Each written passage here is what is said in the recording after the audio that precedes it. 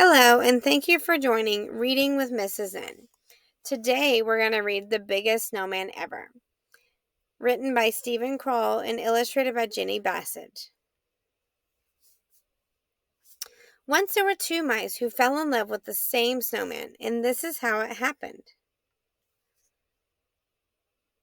On a bright winter day, the mayor of Mouseville announced the town snowman contest.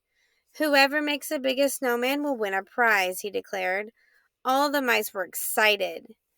The judging of the contest will take place in 2 weeks, said the mayor. Good luck to all of you. I'm going to make a really big snow princess, said Penelope. I'm going to make a really big snow Martian, said James. I'm going to make the biggest snowman ever, said Clayton, the house mouse. His friend Desmond, the field mouse, frowned. No, you're not. I'm going to make the biggest snowman ever. Oh, yeah, said Clayton. Oh, yeah, said Desmond. That night it snowed and snowed. Huge drifts covered driveways, roads, and fields. It was a perfect beginning for a snowman contest. In town, Penelope began her snow princess and James began his snow Martian. Out in the country, Clayton and Desmond began their snowman. Clayton made a snowball and rolled it along the ground. The more he rolled it, the bigger it got. Before long, he had a large base for his snowman. Not far away, Desmond was doing the same thing. The next day, Clayton made a huge snowball for his snowman's belly. Not far away, Desmond did the same.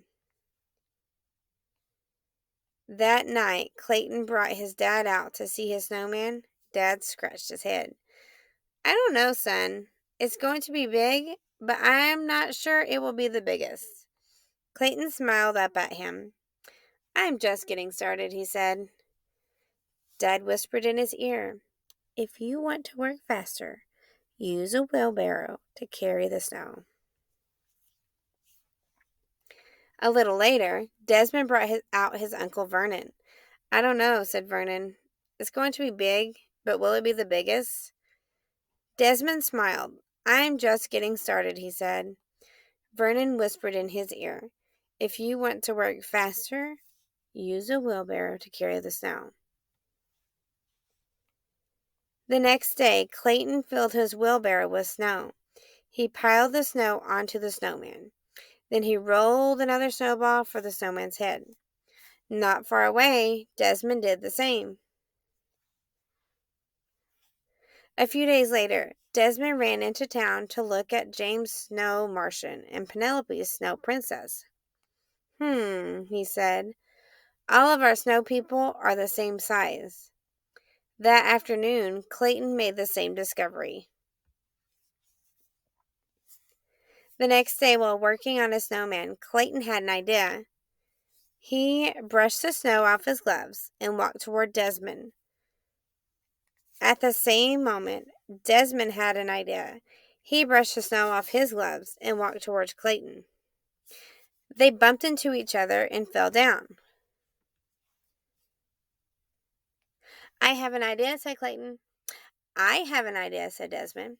We should do this together, said Clayton. No one said we couldn't, said Desmond. First, they rolled each part of Desmond's snowman over to the middle of the field. Then they rolled each part of Clayton's snowman over. They piled the snowballs on top of one another. Clayton dropped a floppy hat on the snowman's head. Desmond added a long scarf, huge coal eyes, and a giant carrot nose. When they were done, they had built the biggest snowman ever. The morning of the contest, field mice on snowmobiles brought the judges to the country. You both win the prize, said the mayor, handing Clayton and Desmond a large wedge of Swiss cheese. Let the celebration begin. Everyone gathered to dance around the snowman, drink hot chocolate, and eat donuts. We did it, said Clayton and Desmond, jumping up and down. We did it together. Thanks for listening to my story, guys.